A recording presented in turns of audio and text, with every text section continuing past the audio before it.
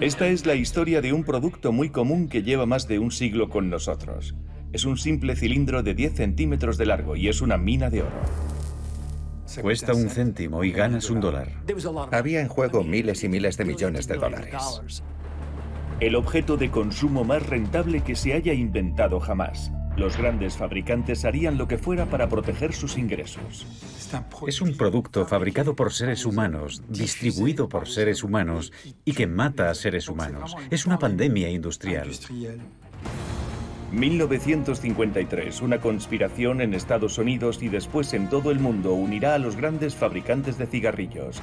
En el más absoluto secreto pondrán en marcha una estrategia para ocultar los letales peligros del tabaco todo el tiempo que puedan. Creo que la nicotina no es adictiva. Sí. Comerciaban con droga exactamente igual que los grandes traficantes de cocaína de América del Sur. Para lograr sus fines, las empresas de tabaco fueron contando cada vez más mentiras hasta el final mismo del siglo XX. Corrompieron a decenas y decenas de científicos. Se han gastado decenas de miles de millones de dólares en hacer del cigarrillo una máquina de adicción perfecta. ¿Cómo manipularon a la comunidad científica garantizando el silencio de las autoridades y amordazar a sus detractores? Nos adentraremos en el núcleo de la conspiración de los magnates de la industria del tabaco, con la ayuda de expertos que han examinado decenas de millones de archivos internos que ya son accesibles, y el testimonio de investigadores que trabajaron en los laboratorios secretos de las empresas tabaqueras. En septiembre de 1983 empezamos a sospechar. Decidí que no podía seguir formando parte de la mentira. Los conspiradores nunca habrían sido desenmascarados de no ser por la valentía de los denunciantes.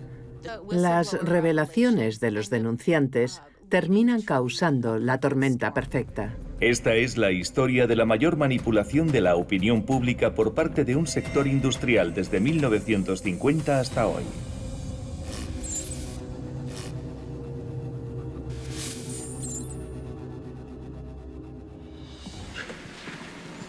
Creo que la nicotina no es adictiva. Creo que la nicotina no es adictiva. Creo que la nicotina no es adictiva. Creo, sinceramente, que 7 directores ejecutivos de las empresas tabaqueras más poderosas de Estados Unidos. Año 1994. Ante una comisión del Senado juran que la nicotina no es adictiva. Es la mayor mentira jamás contada por los magnates de una industria, tanto por su magnitud como por su duración.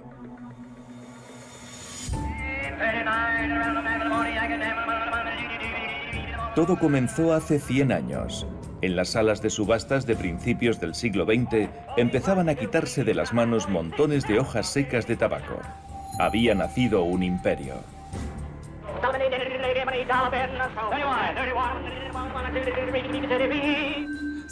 Hay toda una industria detrás, aunque solo parezca agricultura. Lo que cambió todo fue la máquina de hacer cigarrillos. A finales del siglo XIX y principios del XX, gran parte de la industria opera en forma de monopolios. Están el monopolio del azúcar, del ferrocarril y del tabaco, y este último está controlado por James Duke. James Duke, dueño de la poderosa American Tobacco Company, es el padre fundador. Es el primero en darse cuenta de las posibilidades comerciales de los cigarrillos, y su intención es exportarlos a todo el mundo. Es bien conocida la anécdota de que hacia el 1900, James Duke abrió un mapa, puso el dedo sobre China y dijo: aquí está nuestro futuro. Por tanto, ya en la década de 1890, la American Tobacco Company empieza a introducir películas en China donde la entrada era un paquete de cigarrillos. La industria del tabaco necesita fumadores. Los buscará por todo el mundo y les enseñará a fumar. Las mujeres representan un amplio mercado potencial, pero ellas no fuman. A principios del siglo XX no está bien visto, así que organizan concursos de elegancia, como este en París en 1933. Las candidatas, todavía bastante torpes, aprenden a fumar de manera distinguida. Poco a poco este gesto se volverá emblemático. Es sinónimo de sensualidad en las mujeres y de virilidad en los hombres. Pienso que la forma del cigarrillo refleja algo muy característico de Estados Unidos. La publicidad está en pleno auge en esos momentos y su papel es fundamental. Todos los anuncios tienen el mismo objetivo: propagar el hábito de fumar en todos los ámbitos de la sociedad. El humo del tabaco se presenta como calmante para la garganta. Fumar es bueno para la digestión de las comidas y sobre todo es sexy y te hace perder peso. La clave, en realidad, está en la cultura material del cigarrillo. Necesitas ceniceros, encendedores, espacios donde se pueda fumar, y la industria de los cigarrillos creó toda esa cultura que hacía más fácil fumar. La aceptación general del tabaco ha comenzado. Las dos guerras mundiales acelerarán el proceso añadiendo cigarrillos al equipo de los soldados. Los fabricantes de cigarrillos, las grandes empresas tabaqueras, están más que dispuestas a explotar esta asociación del patriotismo con el hábito de fumar. Hay cigarrillos por todas partes y nada se debe al azar. Durante décadas ha sido parte del plan. Es fantástico para el industrial que vende mucho. Se decía, cuesta 1 céntimo y ganas $1. Para el gobierno de Estados Unidos es la gallina de los huevos de oro. Unas ganancias imprevistas que en 1930 igualaban los ingresos por impuestos.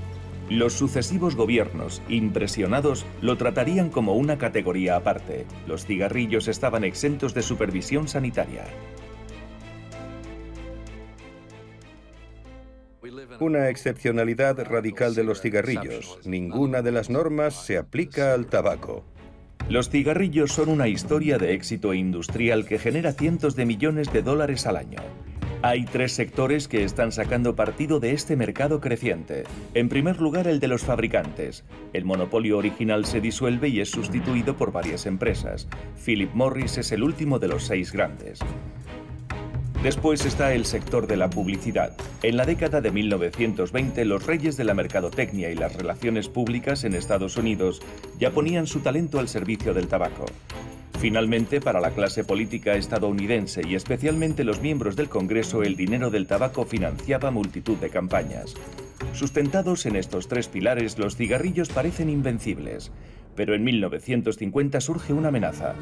Una nueva enfermedad irrumpe en Estados Unidos. Hombres con cáncer de pulmón, una enfermedad muy rara hasta entonces, inundan los consultorios médicos.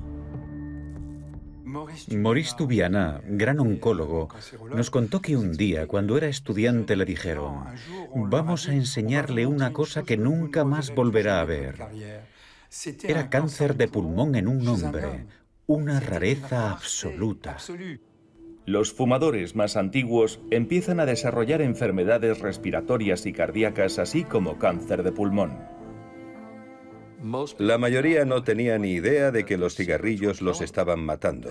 Realmente no se sabía. Durante mucho tiempo, todo el mundo pensaba, ¿cómo algo tan banal va a ser peligroso? Se empiezan a examinar las causas de esta nueva epidemia en la década de 1950. Ernst Winder y otros científicos realizaron estudios de laboratorio muy simples en los que se tomaba el residuo de alquitrán del humo del cigarrillo y se extendía por el lomo de ratones y aparecían tumores. Estos experimentos con animales, en concreto los que salieron a la luz en 1953, tuvieron un impacto enorme. Estos primeros estudios demuestran que el humo del tabaco es carcinógeno. En 1953, el New York Times publica no menos de 12 artículos sobre el tema. Se publicó un artículo en una revista que entonces era muy popular en Estados Unidos, Reader Digest, con el título Cáncer por el cartón. Y este artículo generó una gran alarma sanitaria en Estados Unidos. Cuando se hizo evidente la relación entre el tabaco y la enfermedad, cundió la alarma entre todos los presidentes de las empresas por cómo iba a afectar a las ventas. El 8 de diciembre de 1953, poco después de aquello, estalla una crisis en el mercado de valores. Los precios de las acciones del tabaco caen en picado. Y esto llevó a su vez a la industria del tabaco a tomar medidas radicales para intentar defenderse y proteger sus beneficios.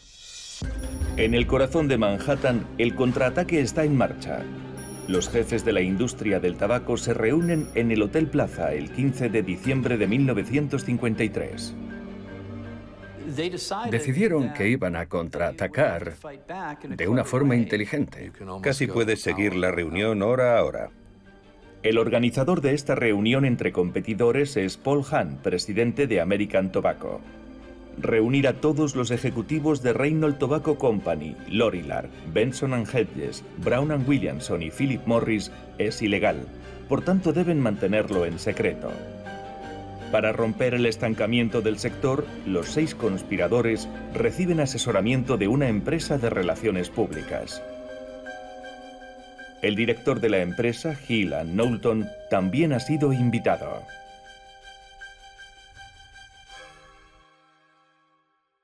Era la mayor empresa de relaciones públicas del mundo. Hill & Knowlton y los abogados de Shook, Hardy & Bacon estudiaron la manera de cometer el fraude. Los empresarios conciertan un comunicado de prensa. Se publicará simultáneamente en 448 periódicos de Estados Unidos. Les cuesta la prohibitiva suma de $244.000. La idea de la carta abierta se le ocurrió a John Hill y la titularon Una declaración sincera a los fumadores de cigarrillos. Formularon un compromiso contractual ante la opinión pública. Se comprometían a descubrir la verdad y a contar a la gente lo que pasaba. No tenía nada de declaración sincera. Era una gran mentira. Y sabían que con su publicación no estaban admitiendo nada. Deciden hablar con una sola voz a través de un nuevo organismo, el Comité de Investigación de la Industria del Tabaco, que se supone que debe descubrir la verdad.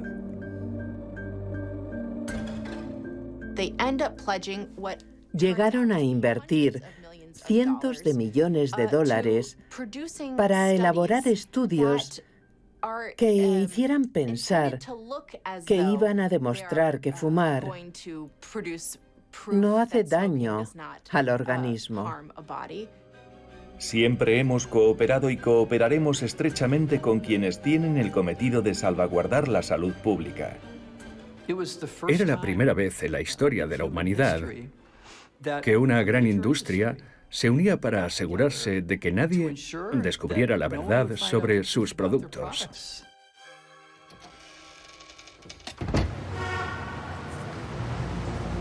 El engranaje de la conspiración está en marcha. El primer objetivo son los médicos. Los inundan de estudios y cartas para convencerlos de que no se ha establecido ninguna conexión entre el brote de cáncer y el hábito de fumar cigarrillos. Este famoso anuncio de los años 50, además, señala maliciosamente el hecho de que la mayoría de los médicos fuma en esa época. ¿Qué cigarrillos fuma, doctor? El mensaje es claro. Si su médico fuma, usted también puede hacerlo sin miedo. La conspiración se basa en una campaña enfocada a restablecer la confianza en el cigarrillo. Se alían con la comunidad científica, el mundo académico, los profesionales de la salud pública, diciéndoles: colaboraremos, hay que investigar más, no hagan juicios precipitados. Los fabricantes han demostrado buena fe, y esta fachada de honestidad durará casi 50 años. Todo el mundo caerá en el engaño. Sin embargo, toda la maquinación de la industria del tabaco estaba ahí, negro sobre blanco, en un bosque de documentos internos. 100 millones de páginas escritas por las principales empresas tabaqueras. La manipulación de los datos, todas las operaciones encubiertas están ahí y se pueden ver. Estos archivos están clasificados como ultrasecretos. Son páginas que esconden una bomba, la verdad. Contienen una refutación categórica del principal argumento esgrimido para defender el tabaco, que los cigarrillos no causan cáncer. En 1961, en una nota confidencial, investigadores del fabricante de cigarrillos Liggett Myers escribieron: hay presencia de sustancias biológicamente activas en el tabaco de los cigarrillos que A. producen cáncer, B. favorecen el cáncer. Por tanto, los dueños de la industria del tabaco mintieron cuando aseguraron que no existían pruebas de tal vínculo. Hasta sus propios investigadores estaban convencidos de que sí. ¿Cuánto hacía que sabían la verdad? Robert Proctor encontró la respuesta a esa pregunta en un estudio confidencial encargado por los fabricantes del papel que envuelve el tabaco de los cigarrillos. Estos experimentos secretos comparaban el humo del papel con el humo del tabaco para comprobar cuál causaba cáncer en los ratones expuestos. Los resultados están en la columna de la derecha. El humo del tabaco liado en distintas clases de papel da un resultado positivo en todos los casos, es decir, es cancerígeno. Pero si se elimina el tabaco y solo se analiza el humo del papel, el resultado es inocuo. El papel solo no es cancerígeno. El papel quedó libre de culpa. Fue un momento crítico, porque se dieron cuenta de que no era el humo del papel, sino el del tabaco, el que causaba daños al inhalarlo. Los resultados se comunicaron a los fabricantes de papel de cigarrillo ya en 1953. Adjunto los resultados de varias pruebas realizadas por el laboratorio de Ecusta Paper Company. Han solicitado que esta información se mantenga en el más absoluto secreto. La industria del tabaco ya conocía las repercusiones de sus productos sobre la salud décadas antes que la opinión pública e incluso que las autoridades sanitarias y la comunidad científica. Cuando los jefes de la industria del tabaco se reunieron en diciembre de ese año, tenían la opción de decidir contar la verdad, pero prefirieron ocultarla. Fue de un cinismo absoluto que adoptaran todas esas medidas. Demostraron sin lugar a dudas que el bienestar de las personas no les importaba lo más mínimo. Pienso que era el reflejo de su arrogancia. No pensaban que los descubrirían. En pleno centro de Manhattan, en el Empire State Building, el Comité de Investigación de la Industria del Tabaco ocultó sus fechorías durante décadas. Mantener a la gente en la ignorancia fue la estrategia orquestada por la empresa de relaciones públicas Hill & Knowlton, cuyas oficinas estaban justamente en la planta superior. Este documento interno de 1971 lo resume perfectamente. Durante casi 20 años, esta industria ha empleado una sola estrategia brillantemente concebida y ejecutada durante años. Ha sido siempre una estrategia de contención consistente en sembrar la duda. La duda es un valioso aliado y se fomenta con cientos de estudios falsos. Buscan a científicos que sustenten la postura de las tabacaleras. En general son científicos mercenarios que niegan que exista algún vínculo entre el hábito de fumar y el cáncer de pulmón. La investigación financiada por el Comité de Investigación de la Industria del Tabaco y demás organismos conspirativos no es verdaderamente independiente. Si alguno de estos investigadores, y había cientos financiados por el comité, concluía que los cigarrillos eran nocivos, automáticamente dejaba de recibir dinero. Algunos de estos mercenarios se entregan del todo a la causa. Aquí vemos a uno de ellos, el Dr. Robert Wolf de Estados Unidos, entrevistado por un periodista francés en 1965. Todos mis pacientes me preguntaban si era peligroso fumar. Aunque yo prácticamente no fumaba, les decía que era mucho menos peligroso de lo que decían las autoridades estadounidenses. Y reanudaban el hábito encantados. Está siguiendo un guión. El Dr. Wolf dirige el Instituto de Investigación de Enfermedades Cardiovasculares. En esta carta, poco después de la entrevista, solicita más fondos a la American Tobacco Company. Incluso especifica la cantidad: $25.000.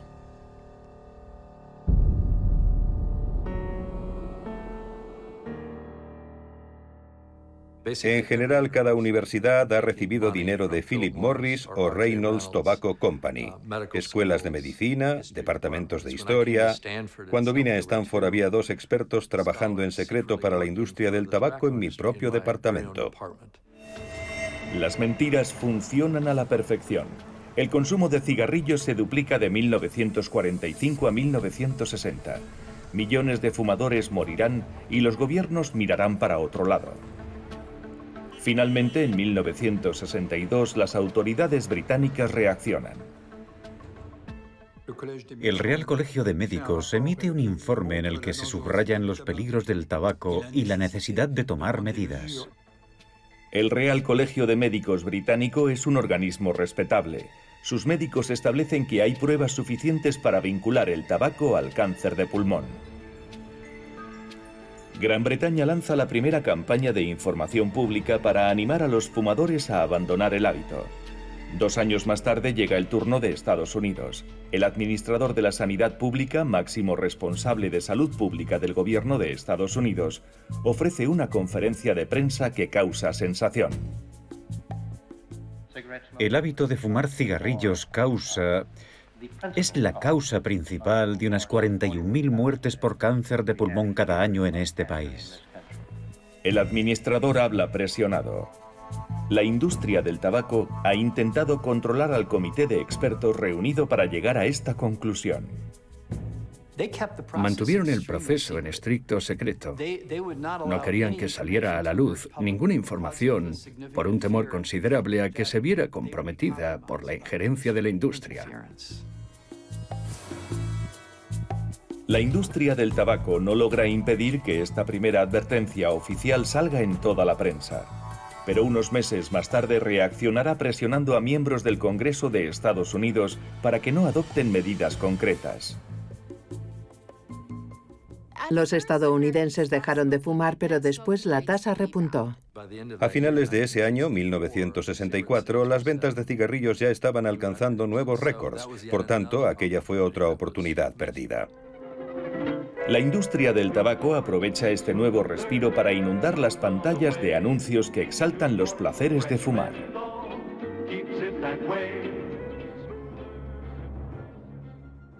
Hay que tener en cuenta que la industria del tabaco entre la década de 1940 y la de 2000 se gasta 250.000 millones de dólares en promocionar los cigarrillos. La industria tabaquera gasta más en publicidad en un solo día que el sector de la salud pública en todo un año para descubrir la verdad. Pero en 1967 los primeros grupos antitabaco empiezan a reclamar también su tiempo de pantalla. Y se emite una serie donde el dueño de una tabacalera, caricaturizado y cínico, se muestra dispuesto a hacer cualquier cosa para incrementar sus ventas. Pero no se arriesga a fumar él mismo. Frankly, I wouldn't smoke for $1 million.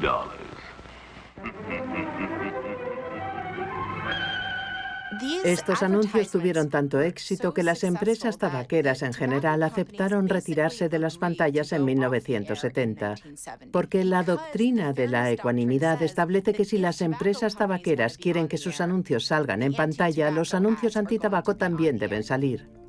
A pesar de estar prohibida su publicidad en pantalla, el consumo de cigarrillos sigue siendo generalizado. Los fabricantes reparten tabaco gratuitamente en los aviones, cerca de los colegios e incluso en los hospitales.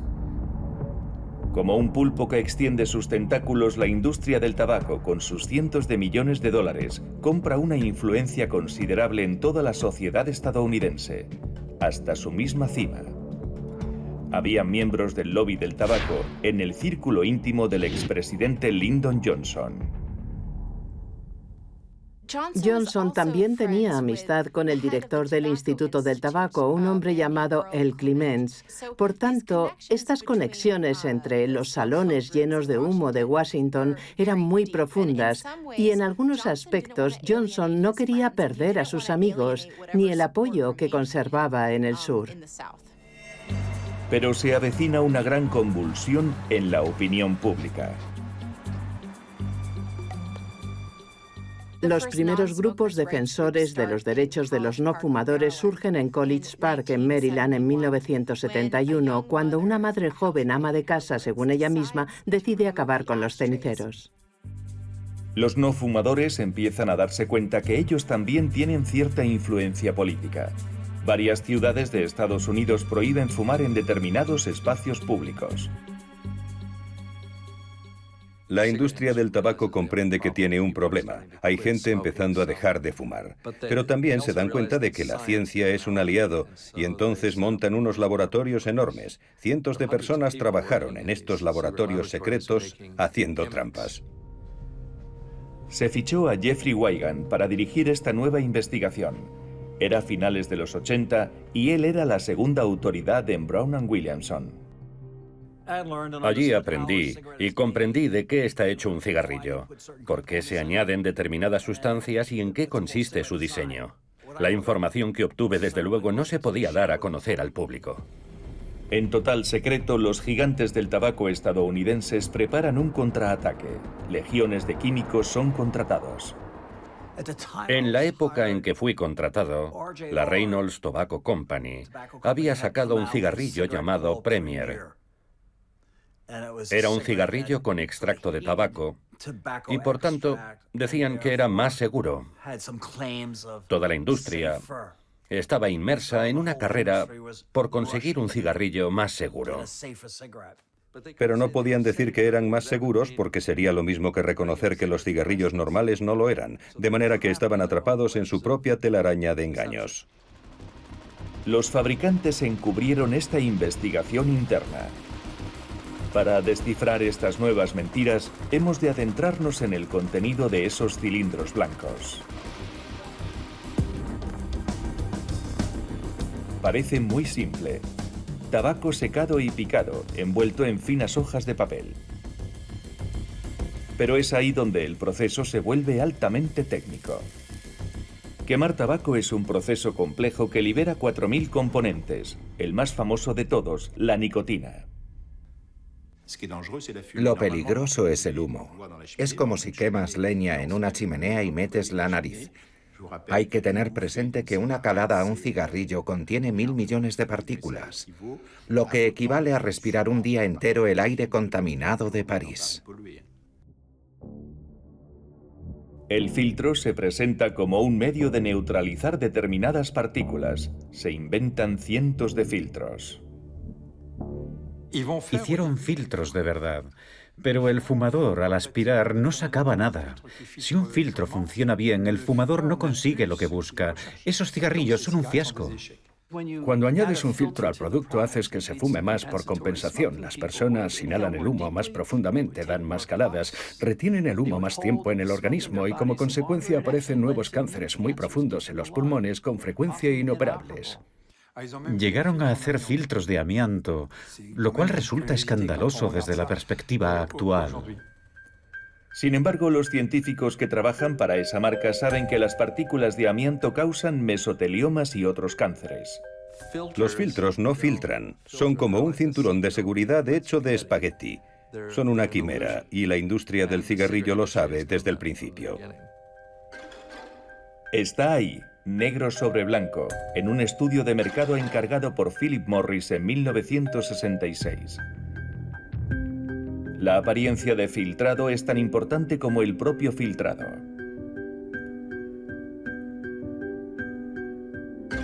Con independencia de su composición, los filtros son un engaño. Para ocultar su ineficacia, la industria inventa otro truco, unos microagujeros casi invisibles a media altura del filtro.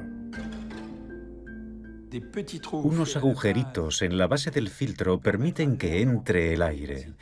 No se ven, son demasiado pequeños. Permiten que entre el aire y diluya el caudal de humo desde el extremo encendido del cigarrillo.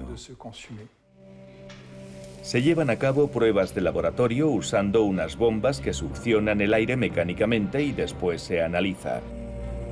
Al dejar pasar más aire, las microperforaciones distorsionan los resultados.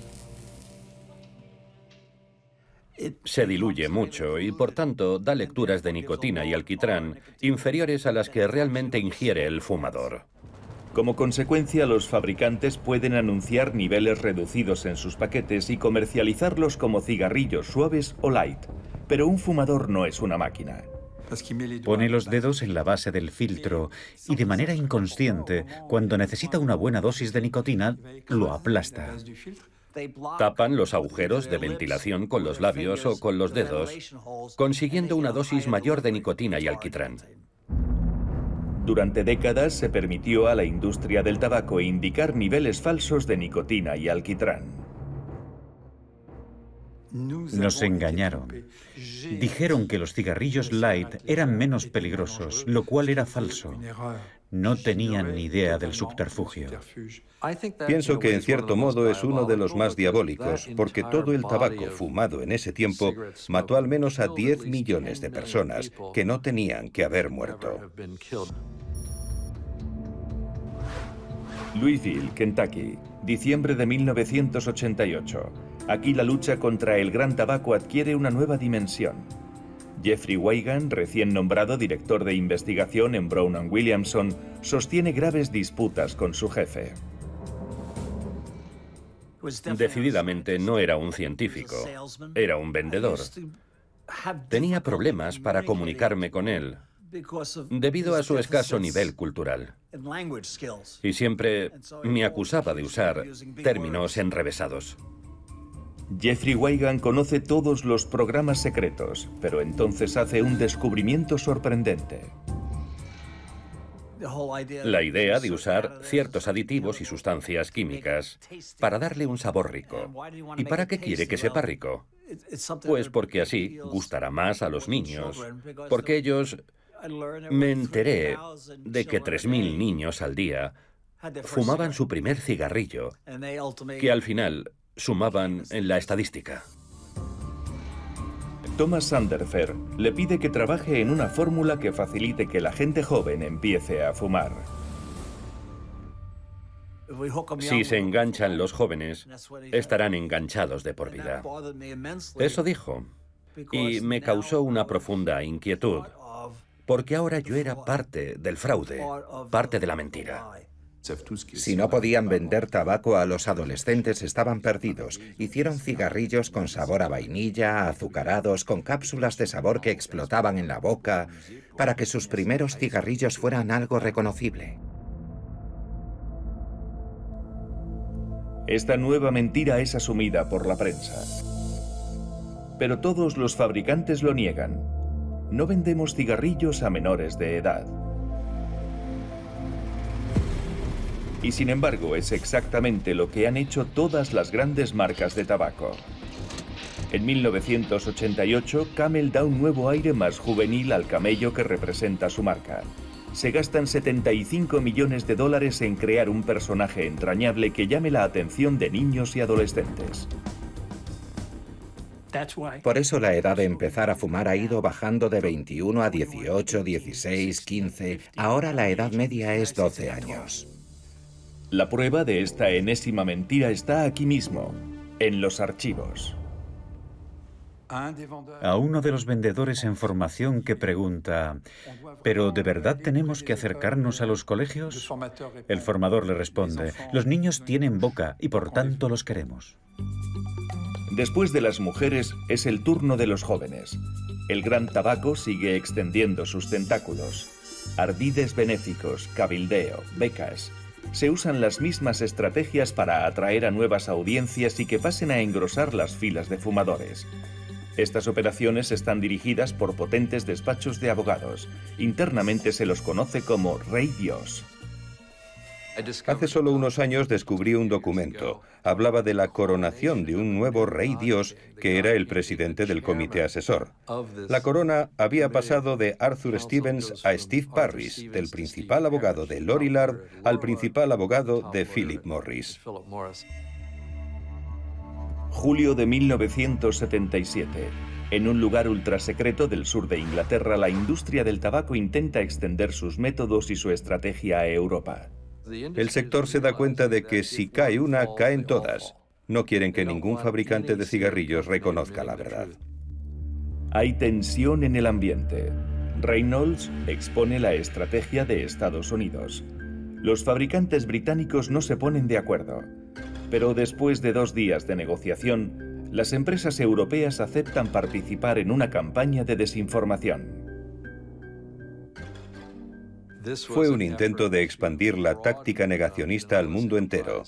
Ningún fabricante de cigarrillos se opuso a esta conspiración. Es asombroso. Sin embargo, un nuevo descubrimiento hará temblar a la omnipotente industria del tabaco.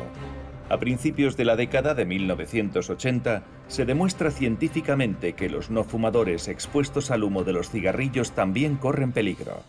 El sector comprende que es una gran amenaza, y una nueva, porque la gente se está dando cuenta de que los cigarrillos de otros pueden causar su propia muerte. Y entonces ya no estamos hablando solamente de suicidio, sino de homicidio. Por primera vez, la industria del tabaco corre el peligro de ser vista como lo que es, una industria de muerte. Desde ese momento, sus dirigentes van a enfocar de otra forma todas sus campañas publicitarias. Empiezan por hacer desaparecer el humo saliendo del cigarrillo, lo que en definitiva es como decir que realmente no sale nada de él. Y terminan suprimiendo el propio cigarrillo. En la publicidad del tabaco prácticamente no ves uno. Para los fabricantes de cigarrillos, la libertad también es un poderoso símbolo. Fumar es una decisión libre que hay que defender ante los ataques de los no fumadores. Los transmisores de este mensaje subliminal serán los actores estadounidenses más famosos y admirados. He aquí un contrato firmado por Sylvester Stallone con una marca de cigarrillos por el que se compromete a aparecer fumando en 5 películas. A cambio, cobrará $500.000. Pagaron cantidades astronómicas a las grandes estrellas, Sean Connery, Paul Newman, Sylvester Stallone y muchos más. Cobraron por fumar ante las cámaras. Pero famosos o no, los fumadores terminan enfermando, y todas esas víctimas están llevando a los fabricantes a los tribunales. La batalla legal es decisiva. Para establecer la verdad, los jueces obligan a las tabacaleras a revelar sus archivos internos. Se les ordena que hagan públicos los documentos que contienen las pruebas de sus mentiras. Los tentáculos empiezan a perder fuerza. Nunca quisieron que se hicieran públicos sus documentos, y estoy seguro de que estaban horrorizados. Por eso pusieron tanto empeño en asegurarse de que nunca vieran la luz del día. El golpe definitivo vino desde dentro. En 1980, Victor Denoble era un joven investigador contratado por Philip Morris para buscar una molécula en sustitución de la nicotina que no fuera peligrosa para el corazón. Una empresa acude a un científico y le dice: estamos haciendo daño a la gente y no queremos. Yo pensé que la gente siempre iba a fumar y vi una oportunidad de trabajar para una gran empresa. Todo fue muy bien los primeros 2 años. Su programa es ultra secreto. Estas fotografías son de las pocas que se hicieron. Victor Denoble y su compañero de equipo decidieron empezar por analizar los efectos de la nicotina en ratas. Investigamos 14 horas al día. Era una maravilla. Podíamos pedir cualquier cosa que necesitáramos. Siempre nos la facilitaban. Las ratas tienen libre acceso a la nicotina y acuden cada vez más a autoadministrarse. Fuimos claramente los primeros en demostrar que la nicotina creaba adicción en las ratas. Redacté el documento "La nicotina es una droga", y uno de los abogados tachó la palabra droga y puso "la nicotina es un compuesto". Es otra forma de decirlo, no querían que se asociara la palabra nicotina a las drogas. Victor Denoble hace entonces un gran descubrimiento. Encuentra una molécula capaz de reemplazar la nicotina.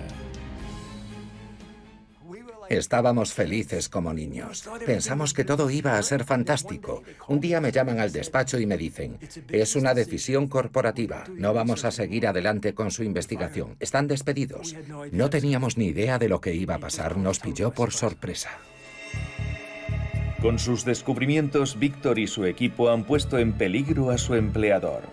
Su trabajo es destruido y no se les permite hablar de él.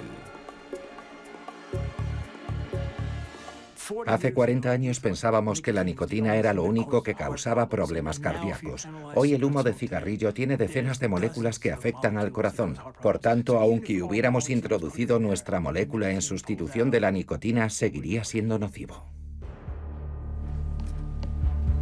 Todo saldrá a la luz ante los senadores en 1994. Los representantes elegidos citan a los máximos responsables de las 7 grandes empresas tabaqueras para hacerles una pregunta. ¿Sí o no, la nicotina de los cigarrillos es adictiva? Victor Denoble y Jeffrey Wigand ven la sesión por televisión en directo. En la sala están los ex ejecutivos William Campbell y Thomas Sanderford. Mi mujer y yo lo estábamos viendo por la tele. Yo tenía mucho interés en saber lo que iban a decir. ¿Se aferrarán a sus mentiras como habían hecho durante los últimos 40 años? Creo que la nicotina no es adictiva. Señor Johnson, Creo que la nicotina no es adictiva. No querían contar la verdad. Sería equivalente a reconocer que todo lo que habían dicho en el pasado era mentira. sabían, aunque no quisieran reconocerlo en esos términos, que estaban comerciando con droga exactamente igual que los grandes traficantes de cocaína de América del Sur. No daban su brazo a torcer porque ganaban muchísimo dinero. Recuerdo que al ver todo aquello pensé, ¿cómo podéis miraros en el espejo? ¿Creerán en su palabra los senadores? Hasta ese día de abril de 1994, la clase política estadounidense no había hecho el menor intento de investigar la nocividad del tabaco. La mayoría sabía la verdad, si no todos, pero para algunos era una verdad incómoda, y otros simplemente no pensaban que fuera más importante que su interés en recaudar fondos para sus campañas y hacerle el juego a los fabricantes de cigarrillos. Los miembros de la comisión del Senado quieren saber la verdad. Conocen a Víctor de Noble y quieren que declare. Pero el exinvestigador de Philip Morris está obligado a guardar silencio por un acuerdo de confidencialidad. Si revelábamos alguna información, podían silenciarnos y demandarnos. Señor Campbell, ¿va a liberar al doctor de Noble de su compromiso de confidencialidad para que pueda comparecer de manera voluntaria ante esta comisión? Me dio un vuelco el corazón. Dijo, él estaría dispuesto a declarar ante esta comisión, pero ustedes lo han silenciado mediante un acuerdo de confidencialidad. No conozco ningún acuerdo de confidencialidad. Tendría que investigar un poco para responder a la pregunta. ¿Liberará al doctor de Noble de su compromiso de confidencialidad? Así estuvieron yendo y viniendo durante lo que pareció una eternidad, aunque no fueron más de 45 segundos. ¿Puedo consultar con mi abogado en este momento? Y entonces el presidente de Philip Morris miró a su abogado y le preguntó, ¿qué digo? De acuerdo, que lo haga, sí. Gracias. Pensé, por fin contaremos la verdad al mundo. No se la daremos a otro científico. Iremos a la televisión nacional y diremos al mundo lo que estuvimos haciendo durante esos 4 años. Levanten la mano derecha. El testimonio que están a punto de prestar es la verdad, toda la verdad y nada más que la verdad. Por primera vez se conocerá el testimonio de personas de dentro de la industria del tabaco. Descubrimos que la nicotina actuaba como reforzador por vía intravenosa en ratas. Nuestros resultados demostraron que la nicotina presentaba rasgos comunes a otras drogas que se administran por vía intravenosa. Por tanto, el presidente de Philip Morris había mentido a los senadores. La nicotina era adictiva y él lo sabía. Salen entonces a la luz otras prácticas secretas. En aquella sesión nos enteramos de que habían incluido en un producto una cápsula de aluminio que contenía lo que llamaban cristales de sabor saturados de nicotina. Alrededor del 70% de la nicotina que contenía este producto se había añadido de manera artificial. Varios denunciantes se deciden a hablar. Jeffrey Wigand es uno de ellos. Ha sido despedido. Y él también está obligado a guardar silencio en virtud de un acuerdo con su antiguo empleador. Aquel día de abril decidí que no podía seguir formando parte de la mentira. Y luego se me presentó la oportunidad de empezar a informar a la gente sobre lo que pasa dentro de la industria del tabaco. Jeffrey Wigand empieza colaborando de forma anónima con agentes de la FDA. Es el organismo responsable de controlar que los productos no contengan sustancias nocivas. Yo tenía información privilegiada sobre lo que estaban haciendo los abogados, los presidentes de las empresas, lo que se hacía con las ventas. Información que entonces la gente corriente desconocía. Yo estuve ayudándoles a elaborar su documento jurisdiccional en el que se daban nociones sobre la liberación de nicotina, la focalización en niños y múltiples aspectos del diseño general de los cigarrillos. Cuando su antiguo empleador descubre que se ha convertido en denunciante, su vida se vuelve un infierno. Recibí amenazas de muerte. Notaba que me seguían. Tenía guardaespaldas las 24 horas, los 7 días de la semana. Tenía que revisar mi coche todas las mañanas y el buzón. No podía ni ir al servicio sin llevar a uno de ellos pegado a mí. Pagó las consecuencias personalmente, profesionalmente y familiarmente. Declaró y demostró una valentía ejemplar. Las personas como él, que ahora llamamos denunciantes, fueron fundamentales. Estas revelaciones causan una verdadera conmoción en Estados Unidos. El presidente Clinton da instrucciones a su ministro de Justicia para que abra una investigación por perjurio, fraude y conspiración. Se acabó la complacencia por parte de la cúpula del gobierno. Se avecinan grandes juicios. Si se demuestra la responsabilidad penal de los fabricantes, podrían dar lugar a multas y penas de cárcel sin precedentes. El resultado fue que en 1998 los 46 fiscales generales de los estados y las principales tabacaleras llegaron a un acuerdo. La industria acepta pagar a los 46 estados del país 202.000 millones de dólares a lo largo de 24 años. Por tanto, se trata de una operación financiera. A cambio, todas las acciones judiciales emprendidas por el gobierno de Estados Unidos se archivan. La cláusula de confidencialidad impuesta a Jeffrey Wigand queda sin efecto, pero para los denunciantes no es un buen acuerdo. Los fabricantes siguen teniendo licencia para vender tabaco. Si hubieran perdido una sola de las grandes causas abiertas contra ellos, se habrían declarado en bancarrota y hoy no venderían cigarrillos.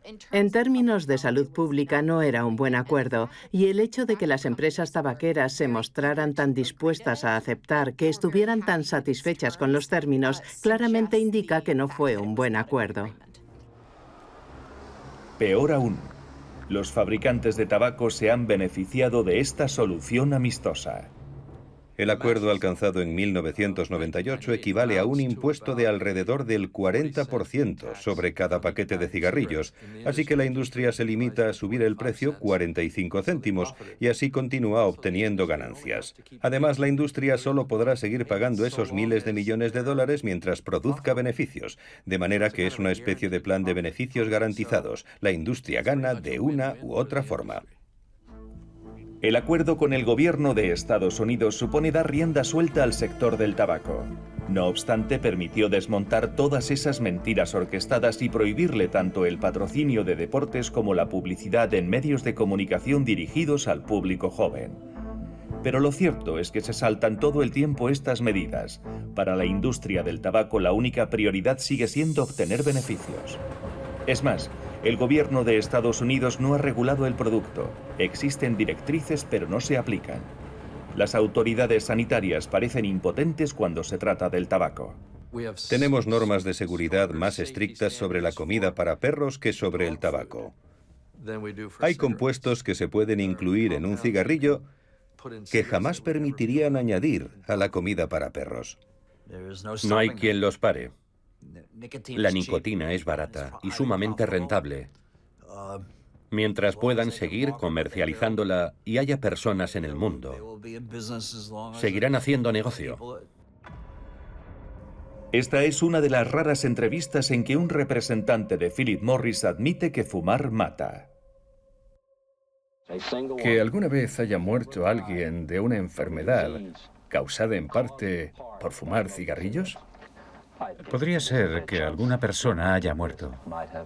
¿Y 1000? Podría ser. ¿Y 100.000? Bueno, podría ser. No tengo más preguntas. Gracias. Tras 50 años de mentiras, la horrible verdad ha salido a la luz, pero los responsables no han expresado el menor arrepentimiento.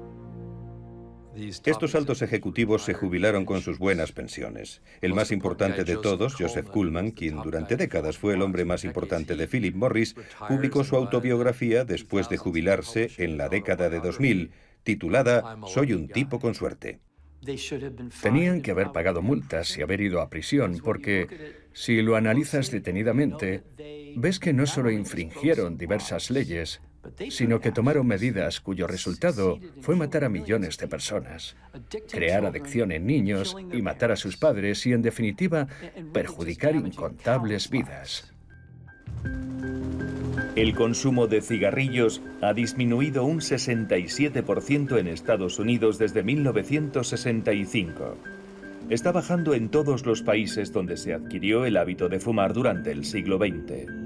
Pero en Asia y África, los fabricantes de cigarrillos emplean las mismas recetas que les han permitido amasar tanta riqueza: una publicidad agresiva enfocada a jóvenes y financiación de partidos políticos. La estrategia de las mentiras solo encontró resistencia en Europa y Estados Unidos. Hoy prosigue su carrera desenfrenada allí donde las autoridades se dejan corromper. La industria del tabaco necesita ir a sitios nuevos, con escasas barreras regulatorias, bajo nivel educativo y un mercado abierto. Quienes dirigen la industria del tabaco asumen que ya se vislumbra el final del cigarrillo, pero prácticamente todos han decidido invertir en el cigarrillo electrónico. Pueden anunciarlo sin problemas en Estados Unidos. De nuevo se están empleando todas las tácticas de ventas prohibidas para los productos del tabaco. Lo único que le interesa a la industria es suministrar nicotina adictiva y dar con un formato adecuado para suministrar nicotina.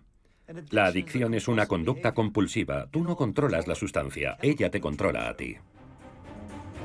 La humanidad no ha puesto fin a las consecuencias para la salud de esta droga legal que son los cigarrillos. Las estadísticas permiten predecir que si la medicina no hace ningún avance, 1.000 millones de fumadores corren el riesgo de morir por su adicción en el siglo XXI.